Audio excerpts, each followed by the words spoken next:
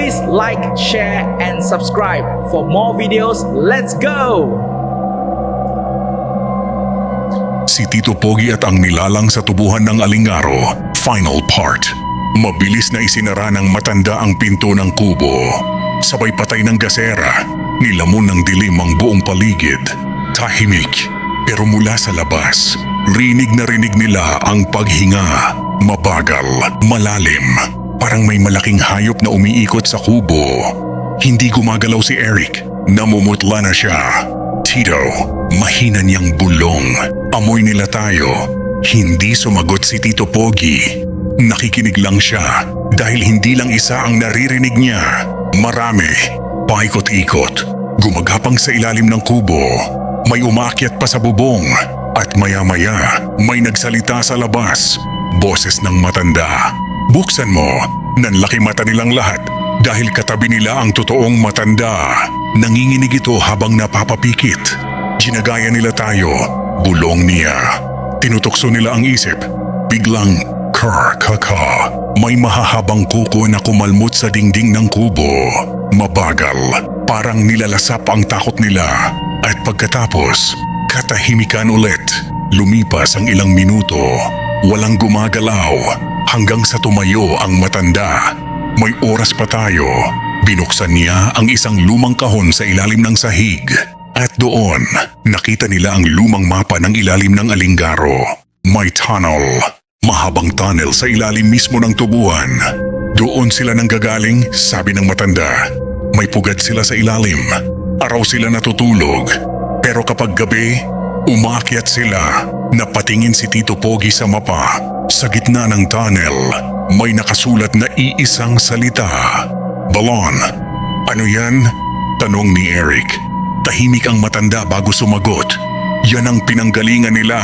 Kwento ng matanda. Noong panahon ng hapon, may lihim na pasilidad sa ilalim ng Alingaro. May mga bihag, mga rebelde, mga magsasaka, at mga nawawalang tao. Hindi raw eksperimento ang totoong nangyari. May nahukay daw silang lumang balon sa ilalim ng lupa at may kung anong nabubuhay doon. Hindi tao, hindi hayop, isang bagay na kayang baguhin ang laman at isip ng tao. Pinapakain nila roon ang mga bihag hanggang sa unti-unti silang nagbago. At nang matapos ang giyera, mahina niyang sabi. Hindi nila naisara ang balon. Biglang dumagundong ang bubong. Parang may malaking bagay na bumagsak sa taas ng kubo. Kasunod noon, sunod-sunod na yabag, mabilis, marami, paikot-ikot. Tarana, sigaw ng matanda. Binuksan niya ang trapdoor sa ilalim ng sahig. Isa-isang bumaba sina Tito Pogi at Eric. Madilim ang tunnel. Mabaho, amoy dugo at bulok na tubig. Habang naglalakad sila, napansin ni Eric ang mga marka sa pader, mga gasgas, at sa nekokit na pangala. Parang may mga taong nagtangkang makalabas. Pero hindi nakalabas. Biglang may narinig silang sigaw sa likod. Paglingon nila, wala na ang matanda. Tanging dugo lang sa hagdan. Tito, garalgal na sabi ni Eric. Kinain nila. Hindi na nagsalita si Tito Pogi. Humigpit lang hawak niya sa flashlight. Palalim ng palalim ang tunnel hanggang makarating sila sa isang napakalawak na silid sa ilalim ng lupa. At doon nila nakita ang balon. Hindi ito ordinaryong balon. Napapalibutan ito ng itim na ugat na parang buhay, gumagalaw, humihinga, at mula sa loob may tunog, mahinang bulong. Parang daan-daang tao ang sabay-sabay nagsasalita. Biglang namatay ang flashlight. At mula sa dilim, unti-unting lumabas ang mga nilalang. 10, 20, mahigit pa. Nakagapang sa dingding, sa kisami, sa lupa. Nakatingin silang lahat kina Tito Pogi. Ngumingiti. At sa gitna nila, may mas malaking nilalang na lumabas mula sa balon. Halos 3 metro ang taas. Puro itim ang balat. Mahahaba ang braso. At ang mukha nito parang pinaghalo-halong mukha ng tao. Gumagalaw, nag-iiba. Minsan mukha ng matanda. Minsan mukha ni Eric. Minsan mukha mismo ni Tito Pogi. Kayong lahat, mahina nitong sabi gamit ang boses ng maraming tao.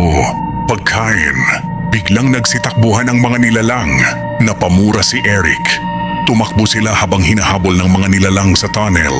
May mga gumagapang sa kisame, may sumusugod sa gilid, at bawat sigaw nila parang sumasabog sa tenga. Habang tumatakbo, napansin ni Tito Pogi ang lumang tangke ng gasolina sa gilid ng tunnel. Marahil naiwan pa noong panahon ng Hapon. Biglang napatingin siya sa balon at doon niya naisip, Eric, sunugin natin. Are you crazy? Wala nang ibang paraan. Hinagis ni Tito Pogi ang gasera sa mga tangke. Boom! Lumiyab ang buong tunnel. Nagsisigawan ang mga nilalang. Yumayanig ang ilalim ng alingaro. Habang tumatakbo palabas sina Tito Pogi at Eric, nagsisimulang gumuho ang tunnel. Kasunod nila ang malaking nilalang. Galit na galit, mabilis, halos abutin sila. Pero bago ito makalabas, biglang bumagsak ang buong lagusan. Nabaon ang nilalang sa ilalim ng lupa. Kasabay noon, lumubog ang gitnang bahagi ng tubuhan. Parang nilamon ng lupa. Pagdating ng umaga, dumating ang mga pulis at barangay. Pero walang naniwala sa kwento nila dahil wala ng tunnel, wala ng balon, tubuhan lang.